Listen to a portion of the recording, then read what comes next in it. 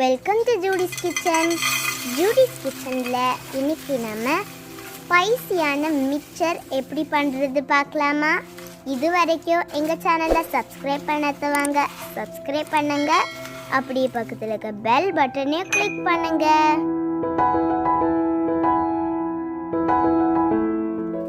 இப்போ நம்ம மிக்சர் பண்ண ஆரம்பிச்சிடலாம். ஃபர்ஸ்ட்ல ஒரு குட்டி பவுல்ல 1 டேபிள் ஸ்பூன் ஓமம் எடுத்துருக்கிறேன். இது வறுக்காத பச்சை ஓமம். இந்த ஓமம் கூட 1 கப் அளவு தண்ணி சேர்த்து இதை இப்ப நல்லா நம்ம கொதிக்க வச்சிடலாம்.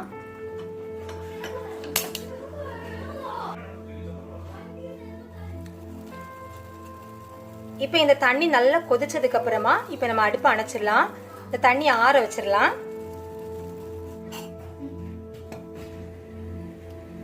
இப்ப இந்த ஓம தண்ணிய ஆற வச்சு அதை வந்து ஃபில்டர் பண்ணி எடுத்தாச்சு. அடுத்ததா இப்ப நம்ம மாவு ரெடி பண்ணிடலாம். 1 கப் கடலை மாவு, 1/4 கப் அரிசி மாவு, 1/4 டீஸ்பூன் மஞ்சள் தூள், 1 டீஸ்பூன் மிளகாய் தூள், ஒரு பிஞ்சளவு பெருங்காயத்தூள் சேர்த்துக்கோங்க. ஏன்னா கடலை மாவானால எப்பவுமே பெருங்காயத்தூள் சேர்த்தா ரொம்ப நல்லது. அப்புறமா இதுக்கு தேவையான அளவு உப்பு சேர்த்துடலாம்.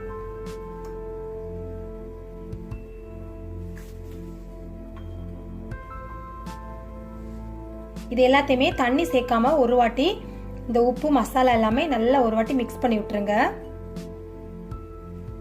அடுத்ததான் நம்ம ஃபில்டர் பண்ணி வச்சிருக்கிற இந்த ஓம தண்ணி கொஞ்சம் கொஞ்சமா நம்ம இதுல சேர்த்து ஒரு சப்பாத்தி மாவு பதத்துல இதை மிக்ஸ் பண்ணிடலாம்.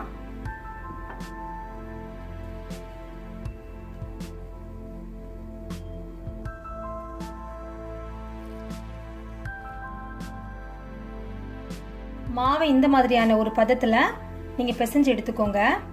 இப்ப இது மேல 1 டீஸ்பூன் அளவுக்கு எண்ணெய் ஊத்தி இதை வந்து நல்ல இந்த மாதிரி ஒரு ஒட்டாத பதத்துல நம்ம மூடி ரெடி பண்ணி வச்சிடலாம்.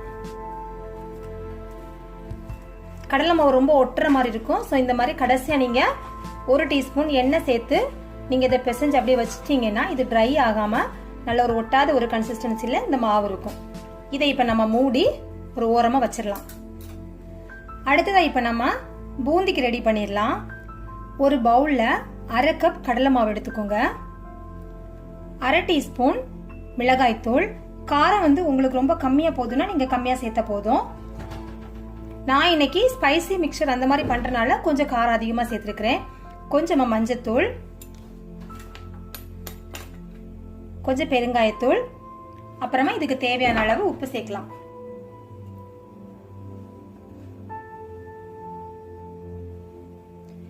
இப்ப இதுல கொஞ்சமா தண்ணி சேர்த்து ஒரு தோசை மாவு கன்சிஸ்டன்சில இந்த மாவை இப்ப நம்ம கரைச்சிடலாம்.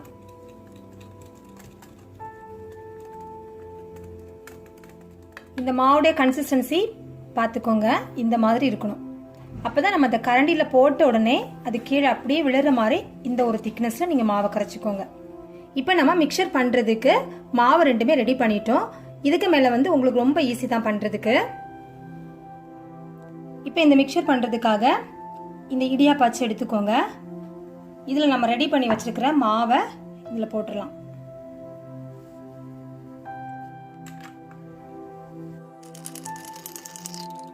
இப்போ எண்ணெய் நல்லா சூடா இருக்கு. நம்ம இதுல இந்த மாவை பிழிஞ்சிடலாம்.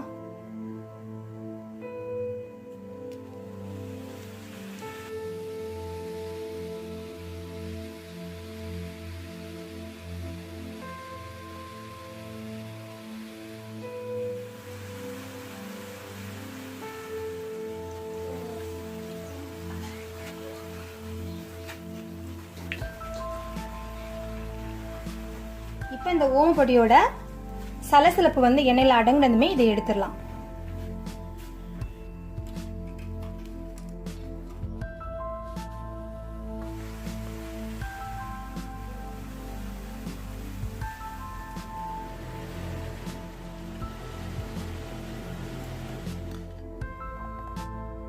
இப்ப நம்ம ஓமப்பொடி பொரிச்செடுத்த அதே எண்ணெயிலேயே பூந்தி போட்டுடலாம். எண்ணெய் நல்ல சூடா இருக்கு. எண்ணெய் வந்து உங்களுக்கு நல்ல சூடா இருக்கணும். அப்பதான் இந்த பூந்தி வந்து நல்லா எழும்பி வரும்.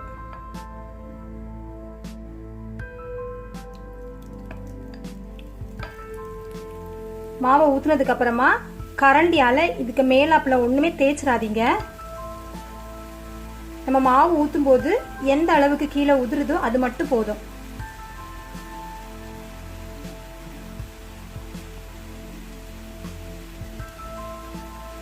இப்போ நம்ம மிச்சம் இருக்கிற மாவை அந்த பாத்திரத்திலே ஊத்திடலாம். அதே மாதிரி இன்னொரு விஷயம், இந்த பூந்தி ஃப்ரை பண்றப்போ அடுப்பை நல்லா ஹை ஃப்ளேம்ல வச்சுக்கோங்க. நல்லா கிறிஸ்பி ஆகுற வரைக்கும் இதை நல்லா நம்ம பொரிச்சு எடுக்கணும். இப்போ இந்த பூந்தி நல்லா ஃப்ரை ஆகி எண்ணெயில நல்லா சலசலப்பு எல்லாமே நல்லா நின்றுச்சு. இந்த டைம்ல நம்ம எடுத்துடலாம்.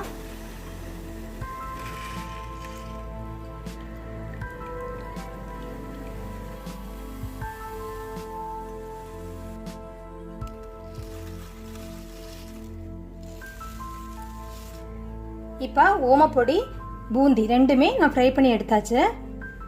அடுத்ததா ஒரு குட்டி பவுல்ல வேர்க்கடலை எடுத்துருக்கிறேன். இந்த மாதிரி உங்ககிட்ட பெரிய ஃபில்டர் இருந்துச்சுன்னா நீங்க இந்த மாதிரி பண்ணீங்கன்னா உங்களுக்கு எல்லா பக்கமும் இந்த வேர்க்கடலை தீஞ்சு போகாம ஈவன் உங்களுக்கு ஃப்ரை ஆகி கிடைக்கும். அதுக்காக தான் நான் இந்த மாதிரி எடுத்துருக்கிறேன். இல்லைன்னா நீங்க சாதாரணமா எண்ணெயில போட்டு கூட ஃப்ரை பண்ணி எடுத்துக்கலாம்.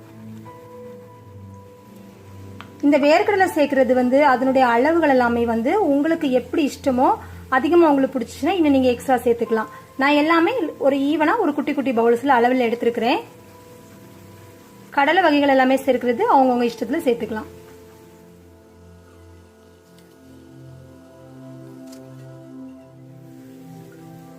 இப்ப வேர்க்கடலை ஃப்ரை ஆயிடுச்சு. இப்ப இதை எடுத்துடலாம்.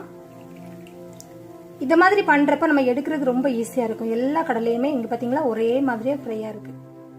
அடுத்ததா ஒரு குட்டி பவுல்ல பொட்டுக்கடலை சேர்க்கிறேன்.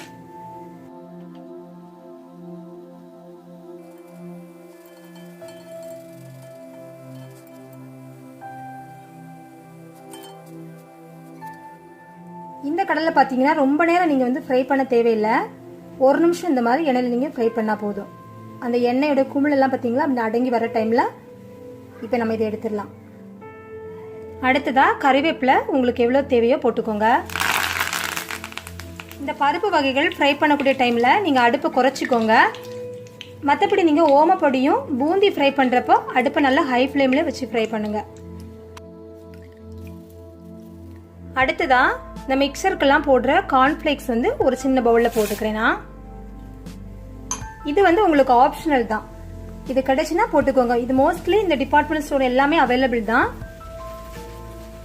இது போட்டீங்கன்னா ரொம்ப ரிச்சா இருக்கும். அந்த மிக்சர் ரொம்ப ரிச்சா ரொம்ப நல்லா இருக்கும்.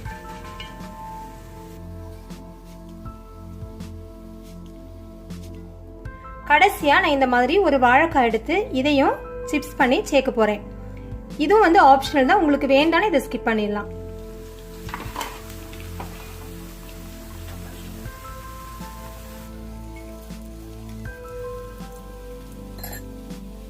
நம்ம பேக்கரியில இந்த ஸ்பைசி மிக்சர் வாங்கக்கூடிய டைம்ல பாத்தீங்கன்னா நல்ல மேலாப்ல இந்த ரெட் கலர்ல அந்த வாழைக்காய் சிப்ஸ் உங்களுக்கு கிடைக்கும். சோ அதே மாதிரி பண்றதுக்காக ஒரு பாதி காய் இந்த மாதிரி எடுத்து வச்சு சீவி எடுத்து வச்சிருக்கிறேன். இதுல ஒரு டிராப் அளவுக்கு நான் ரெட் கலர் சேர்த்துக்கிறேன்.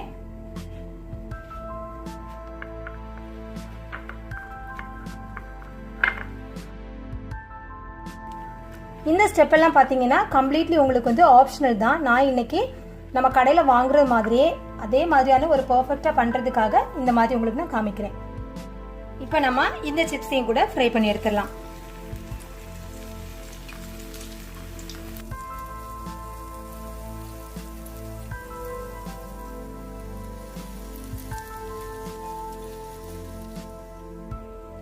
இப்போ நம்ம கலர் பண்ணி வச்ச இந்த சிப்ஸை இந்த மாதிரி ஃப்ரை பண்ணி எடுத்தாச்சு.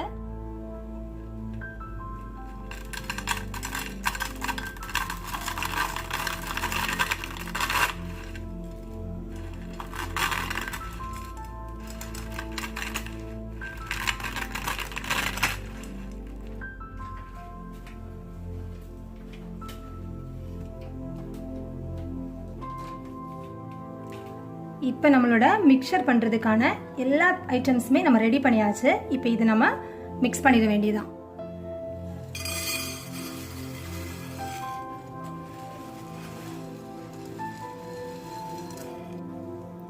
இப்போ கடைசி நம்ம ஃப்ரை பண்ணி வச்சிருக்கிற இந்த பருப்பு வகைகளை சேர்க்கிறப்போ இதுல கொஞ்சமா உப்பு காரம் சேர்த்துக்கோங்க. ஏன்னா நம்ம இதுல வந்து உப்பு காரம் எதுவும் சேர்க்காததுனால இதுல மட்டும் கொஞ்சமா இதுக்கு தேவையான அளவு சேர்த்து இதை மிக்ஸ் பண்ணதுக்கு அப்புறமா நம்ம அதுல சேர்த்துடலாம்.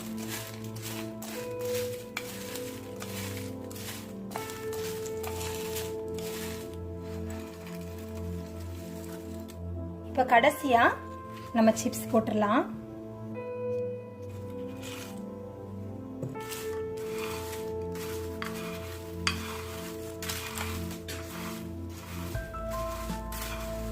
சூப்பரான நம்மளோட மிக்சர் வந்து ரெடி ஆயிடுச்சு. அதுவும் நம்ம பேக்கரியில் எப்படி வாங்குவோமோ அதே மாதிரியா ரொம்ப நல்லா இருக்கும். இந்த மிக்சர் நீங்க பண்ணி பாருங்க.